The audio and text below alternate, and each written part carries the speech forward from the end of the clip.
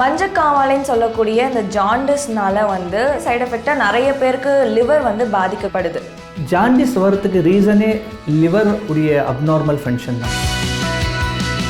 இன்ஃபர்டிலிட்டிங்கிற ஒரு ப்ராப்ளம் வந்து ரொம்பவே காமன் ஆயிடுச்சு. ஜென்ஸில் வந்து ஒரு காசஸ் இருக்குது, லேடிஸில் டிஃப்ரெண்ட் காசஸ் இருக்குது. ஜங்க் ஃபுட் சாப்பிட்றாங்க. ரெண்டாவது என்ன அப்படின்னா நைட்டில் வந்து தூங்குறதில்ல.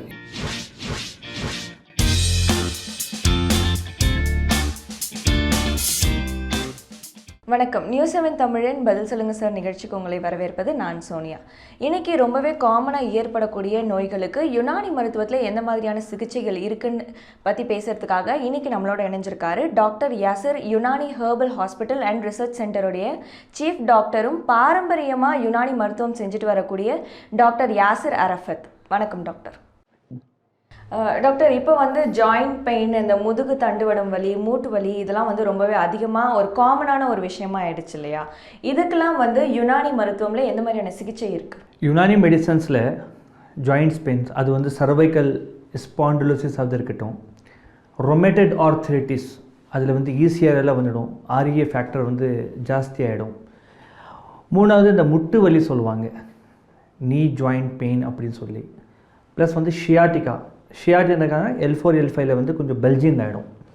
இது எல்லாத்துக்கும் வந்து யுனானியில் வந்து இப்போ வந்து இல்லை, ரொம்ப காலத்திலேருந்து இதுக்கு ட்ரீட்மெண்ட் பண்ணிட்டு வராங்க. மெடிசன்ஸ் மட்டும் இல்லை, இதுக்கு தெராப்பிஸும் நாங்கள் செய்கிறோம்.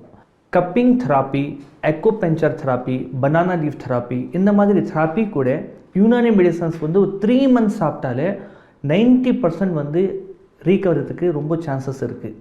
ஸோ என்னுடைய ஒய்ஃப் டாக்டர் சஃபீனா, அவங்க வந்து ஷியாட்டிக்காலே வந்து டாக்டர் ஆஃப் மெடிசன்ஸ், அவங்க ரிசர்ச்சே ஷியாட்டிக்காலே வந்து கப்பிங் அண்ட் ரிசர்ச் பண்ணியிருக்காங்க. ஸோ எங்களுடைய ஃபாதர் வந்து 40 years உடைய எக்ஸ்பீரியன்ஸ் இருக்குது.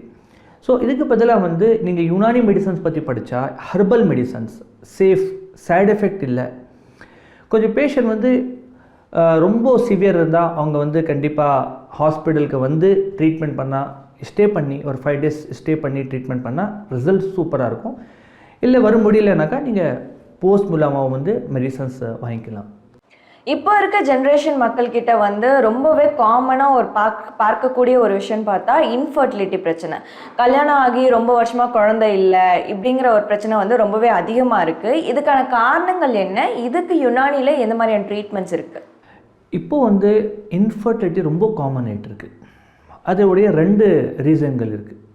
ஜென்ஸில் வந்து ஒரு காசஸ் இருக்குது, லேடிஸில் டிஃப்ரெண்ட் காசஸ் இருக்குது.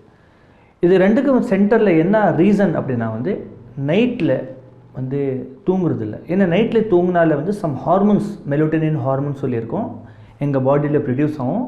அது வந்து எல்லா செல்ஸ்க்கு ரிப்பேர் பண்ணிடும் நைட்டில் ஒரு 7 hours 8 hours தூங்கினாலே. ரெண்டாவது என்ன அப்படின்னா இதில் ஜங்க் ஃபுட் சாப்பிட்றாங்க. அது ஜென்ஸாவது இருக்கட்டும், லேடிஸாவது இருக்கட்டும். லேடிஸ் இன்னும் ஜாஸ்தி சாப்பிட்றாங்க oily food, junk food.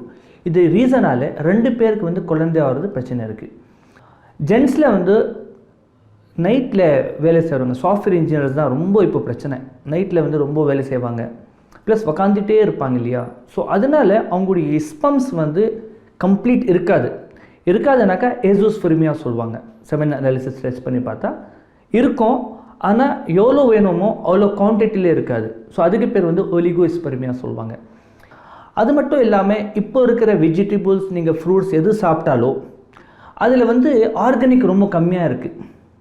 So already நாங்கள் வந்து ஜங்க் ஃபுட் சாப்பிட்டுட்ருக்கோம். சரி, ஏதாவது நாங்கள் வந்து காய்கறிகள் வாங்கலாம், ஃப்ரூட்ஸ் வாங்கலாம்னா அது வந்து ஒரு 90% வரைக்கும் எல்லாமே எங்களுக்கு ஃபேக் கிடைக்குது. ஸோ நியூட்ரிஷியஸ் எல்லாமே வந்து ஒரு ஆண் வந்து அந்த எனர்ஜி அவங்களுக்கு கிடைக்கிறது இல்லை. ஸோ இதுக்கு எல்லாம் ஈஸி சொல்யூஷன் வந்து யுனானி மெடிசன்ஸில் இருக்குது, வித்தவுட் எனி சைட் எஃபெக்ட்ஸ். இப்போ வேறு ஏதாவது மெடிசன்ஸ் எடுத்தால் சம்டைம்ஸ் அப்போது அவங்களுக்கு வந்து யூஸ்ஃபுல்லாக இருக்கலாம், ஆனால் வந்து அவங்களுக்கு அப்புறம் ஹார்ட் பிரச்சனைகள் எல்லாம் வருது. ஆனால் யுனானி ஹெர்பல் மெடிசன்ஸில் அந்த மாதிரி எந்த மாதிரி சைட் எஃபெக்ட் இல்லாமல் நாங்கள் ட்ரீட்மெண்ட் பண்ணலாம். நார்மலாகவே வந்து மஞ்சள் காமாலைன்னு சொல்லக்கூடிய ஜாண்டிஸ் இந்த பிரச்சனை வந்ததுனாலே மோஸ்ட் ஆஃப் த பீப்புளுக்கு வந்து லிவர் அஃபெக்ட் ஆகுது இல்லையா? இந்த லிவர் அஃபெக்ட் ஆகிறதுக்கான காரணம் என்ன? இதை எப்படி தடுக்கலாம்? ஜாண்டிஸ் வரத்துக்கு ரீசனே லிவர் உடைய அப்நார்மல் ஃபங்க்ஷன் தான். லிவரில் வந்து நீங்கள் பார்த்தா யுனானி மெடிசன்ஸில் லிவருக்காக ரொம்ப கான்சன்ட்ரேஷன் பண்ணுவாங்க. ஏன்னா இது ஒரு ஃபேக்ட்ரி மாதிரி. இதில் தான் வந்து வாதம், பித்தம், கபம் எல்லாமே ப்ரொடியூஸ் ஆகிறது. ஹியூமர் சொல்லுவாங்க அதுக்கு. இதில் சம்டைம்ஸ் என்ன ஆகுனாக்கா மெட்டபாலிசம் ஆக்டிவிட்டி இஷ்யூஸ் வரும். ஜங்க் ஃபுட் ஜாஸ்தி சாப்பிட்டா, நான்வெஜ் ஆயிலி ஐட்டம் ஜாஸ்தி சாப்பிட்டா, ப்ளஸ் ஹோட்டலுடைய சாப்பாடு அப்பப்போ சாப்பிட்டுட்டு இருந்தால் ஃபேட்டி லிவர் ஃபார்ம் ஆகலாம். இது ஃபஸ்ட் ஸ்டேஜ். ரெண்டாவது, பின்னும் நீங்கள் டயட் கரெக்டாக பண்ணல, நீங்கள் வெஜிடபிள்ஸ் எடுக்கலை, ரொம்ப நீங்கள் ஆர்கானிக்காக ஃப்ரூட் எடுக்கலைன்னா இதே வந்து ஹிப்பாட்டோமெகாலியா மாறலாம், இன்ஃபெக்ஷன் ஆகி. ஹிப்பாட்டோனாக்கா லிவர் சொல்லுவாங்க, மெகாலினாக்கா லிவர் பெரிஸ் ஆகிடுது. ஸோ இது ரெண்டுக்குமே யுனானிக்கு நல்லா ட்ரீட்மெண்ட் இருக்குது. ஒரு 3-4-5 மெடிசன் சாப்பிட்டா இது நல்லா ஆகிடும். ஆனால் லாஸ்ட் ஸ்டேஜில் தான் வந்து யுனானி மெடிசன்ஸ்க்காக எல்லாமே பேஷண்ட்ஸ் வராங்க எங்கள்கிட்ட. டாக்டர் இந்த மாதிரி ஆயிடுச்சு, டாக்டர் சொன்னாங்க லிவர் டிரான்ஸ்பிளான்ட் பண்ணு சொல்லி எங்களுக்கு வந்து எவ்வளோ லட்சம் ரூபாய் வந்து செலவு பண்ண சொல்கிறாங்க, எங்கள்கிட்ட காசு இல்லை, எப்படியாவது ட்ரீட்மெண்ட் பண்ணுங்கள். ஏன் லாஸ்ட் ஸ்டேஜில் வந்து நீங்கள் யுனானி டாக்டர்ஸ்க்காக நீங்கள் அப்ரோச் பண்ணுறீங்க? இது வந்து ரொம்ப ஈஸியாக ட்ரீட்மெண்ட் வருது. ஃபஸ்ட் ஸ்டேஜ்லேயே நீங்கள் வந்து யுனானி டாக்டர்ஸ்க்கு நீங்கள் கன்சல்ட் பண்ணி நீங்கள் இனிஷியல்லே நீங்கள் ட்ரீட்மெண்ட் பண்ணிட்டா நீங்கள் லிவர் டிரான்ஸ்பிளான்ட் வரைக்கும் வந்து எதுவுமே போகிற தேவையே கிடையாது. டயட் ப்ளஸ் வந்து மெடிசன்ஸ் எடுத்தால் உங்களுக்கு கண்டிப்பாக இந்த ஜாண்டிஸ்க்காக, ஃபேட்டி லிவர், ஹெப்பாட்டோமெகாலிக்காக, ஹெப்பாட்டிட்டிஸ் பிக்காக கண்டிப்பாக வந்து நல்லா ட்ரீட்மெண்ட் இருக்குது. எந்த மாதிரியான ஏஜ் குரூப்பில் இருக்க பீப்புளுக்கு வந்து அதிகமாக கிட்னி ஃபெயிலியர் ஏற்படுது? அதுக்கான காரணம் என்னவா இருக்கு? இப்போ கிட்னி ஃபெயிலியர் பேஷண்ட்ஸ் எல்லாம் முன்னாடி நீங்கள் பார்த்தா ஒரு 45 இயர்ஸ் to 60 இயர்ஸில் வந்து ஜாஸ்தி எஃபெக்டடாக இருந்தாங்க. ஆனால் இப்போ வர்ற பேஷண்ட்ஸ் நீங்கள் பார்த்தா சின்ன பசங்க 4 இயர்ஸ் 5 இயர்ஸ்க்கு வந்து நெஃப்ரோட்டிக் சிண்ட்ரோம் மாதிரி டிசீசஸ் ஃபார்ம் ஆகிடுது.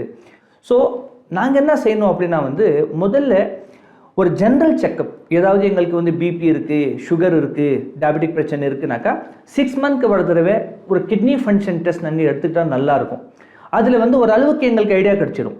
ஸோ அதனால வந்து பேஷண்ட்ஸ் அந்த மாதிரி எஃபெக்டடாக இருந்தால் இமீடியட்டாக நீங்கள் வாட்ஸ்அப்லேயோ இமெயிலையோ நீங்கள் ரிப்போர்ட்ஸ் அனுப்பிச்சு எங்கள்கிட்ட வந்து டாக்டர்ஸுடைய டீம் கிட்ட நீங்கள் வந்து டிஸ்கஸ் பண்ணி நீங்கள் மெடிசன்ஸ் வந்து வாங்கிக்கலாம். கேஸ்ட்ரைட்டிஸ் அண்ட் சைனஸ் ப்ராப்ளம்ங்கிறது ரொம்பவே காமனான, யாரை பார்த்தாலுமே வந்து எனக்கு சைனஸ் இருக்குது, தலைவலிக்கும், மூக்கு பிரச்சனை, அந்த வலி இருக்கும்ன்றதெல்லாம் சொல்கிறாங்க இல்லையா? இது எதனால் ஏற்படுது? இதுக்கு எந்த மாதிரியான சிகிச்சைகள் இருக்குது? சைனோசைட்டிஸ்னாக்கா தெரிஞ்சுக்கணும். முதல்ல இந்த இடத்த நீங்கள் பார்த்தா சைனஸ் அப்படின்னு சொல்லி ஒரு ஹோல் இருக்கும், அதில் காற்று இருக்கும். அது காற்று சர்க்குலேட் பண்ணால் தான் எங்களுக்கு கரெக்டாக பேச வரும், அந்த வாய்ஸ் குவாலிட்டி எல்லாம் கரெக்டாக இருக்கும். இந்த இடத்துல வந்து இன்ஃபெக்ஷன் ஆகிடும், சம் ஃப்ளூயிட் வந்து இங்கே தங்கிட்டா அதில் இன்ஃபெக்ஷன் ஆகிடும். அதுக்கு பேர் தான் சைனோசைட்டிஸ் சொல்லுவாங்க. அது சைனஸ் வந்துட்டால் அப்போ தும்புறது, நோஸ்லேருந்து வந்து நெசல் டிஸ்சார்ஜ் ஆகுறது, தலை வந்து வலிக்குது, ப்ளஸ் வந்து ஹெவியாக இருக்கிற பிரச்சனைகள் எல்லாம் வரும். இதுக்கு நீங்கள் ப்ராப்பராக ட்ரீட்மெண்ட் பண்ணனாக்கா இந்த இடத்துல டான்சில்ஸ் இருக்கும், டான்சில்ஸ்க்கு எஃபெக்ட் பண்ணிவிட்டு அதுக்கு பேர் வந்து டான்சிலைட்டிஸ் சொல்லுவாங்க. சரி, அது நீங்கள் ட்ரீட்மெண்ட் பண்ணலனாக்கா பின்னும் வந்து லங்ஸ்க்கு போயிடும் அந்த இன்ஃபெக்ஷன். அப்போ தான் வந்து அப்புறம் ப்ராங்கைட்டிஸ் மாறிடும், சம்டைம்ஸ் ஆஸ்தமா மாறிடும். அதுக்கப்புறம் இன்னும் ட்ரீட்மெண்ட் பண்ணல ப்ராப்பரானாக்கா நீங்கள் வந்து க்ரானிக் ஆப்ஸ்ட்ரக்டிவ் பல்மனரி டிசீஸ். ஆனால் வியாதி சின்னது தான், அதுக்கு நாங்கள் என்ன பண்ணுறோம், இமீடியட் நல்லா ஆகிறதுக்காக ஒரு மெடிசன்ஸ் ஏதாவது சாப்பிட்டு சப்ரஸ் பண்ணிடுறோம். சப்ரஸ் பண்ணால் வந்து டிசீஸ் இன்னும் என்லார்ஜ் ஆகிடுது, பெருசாகிடுது. இது எல்லாம் வந்து யுனானி மெடிசன்ஸில் வந்து வண்டர்ஃபுல் ட்ரீட்மெண்ட் இருக்குது எங்கள்கிட்ட. நீங்கள் வந்து ப்ராப்பராக ட்ரீட்மெண்ட் எடுத்தால் இது யூஸ் பண்ணிக்கலாம். ரெண்டாவது, கேஸ்ட்ரைட்டிஸ் என்பது ஒரு வேறு விஷயம். கேஸ்ட்ரைட்டிஸ் வந்து இப்போது வாயிலிருந்து நீங்கள் பார்த்தா ரெக்டம் வலி வரைக்கும் ஒரு லேயர் இருக்கும், அதுக்கு பேர் வந்து மியூக்கஸ் மெம்பரேன்னு சொல்லுவாங்க. ஸோ வாயில் எப்படி அல்சர் வருதோ அந்த அல்சர் வந்து டிஃப்ரெண்ட் ஏரியாவே வரும். ஸோ வாயில் வந்து அதுக்கு பேர் வந்து மவுத் அல்சர் சொல்கிறோம். அதே வந்து இந்த இடத்துல ஈசோஃபேகஸ் சொல்லுவாங்க, அந்த ட்ராக்ல வந்துட்டா ஈசோஃபைஜைட்டிஸ் சொல்லுவாங்க. அதே வந்து ஸ்டமக்கில் வந்தால் கேஸ்ட்ரைட்டிக் சொல்லுவாங்க. அதே இன்டெஸ்டைனில் வந்துட்டா பெப்டிக் அல்சர் சொல்லுவாங்க. அதே வந்து மோஷன் இடத்துல வந்துட்டால் இந்த ரெக்டைட்டிஸ் சொல்லுவாங்க. ப்ராப்ளம் ஒன் தான், லொக்கேஷனால் அந்த வியாதியுடைய பேர் வருது. இப்போது வயிற்றில் அந்த கொஞ்சம் பேர் வந்து ரொம்ப கேஸ்ன்னு சொல்லி விட்டுடுவோம். ஆக்சுவலி என்னன்னாக்கா கேஸ் ஃபார்ம் ஆகிறது வந்து எங்கள் பாடியில் அசிட்டிக் ஃபார்ம் ஆகுது.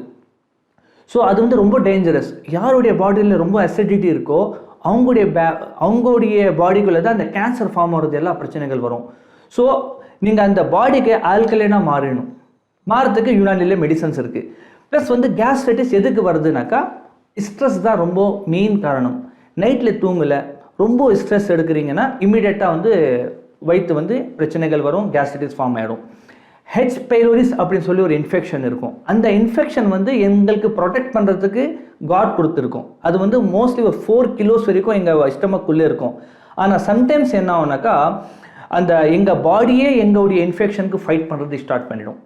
ஸோ இந்த கேஸ்ட்ரைட்டிஸ்க்கு ஸ்டார்டிங்கில் வந்து ஏப்பம் வர்றது, சாப்பாடு சாப்பிட்டா ரொம்ப எரிச்சலாக இருக்கிறது, மோஷன் இம்மிடியட்டாக சாப்பிட்ட உடனே மோஷன் போடுற பிரச்சனைகள் எல்லாம் வரும். இல்லைனா வந்து இந்த இடத்துல ஹார்ட் பர்னிங் சென்சேஷன், இந்த பிரச்சனைகள் எல்லாம் வரும். ஆனால் யுனானி மெடிசன்ஸில் வந்து ப்ராப்பராக ட்ரீட்மெண்ட் எடுத்தால் இந்த லேயர் கம்ப்ளீட்டாக வந்து ஹீல் ஆகிடும். இப்போ வேறு ஏதாவது நீங்கள் பேச்சு எடுத்தால் அப்போத்துக்காக உங்களுக்கு ஏதோ ஒரு கேஸ்க்கு ரிலீஃப் பண்ணுறதுக்கு மெடிசன்ஸ் கொடுத்துருவாங்க, அப்போ ரிலீஃப் ஆகிடும்.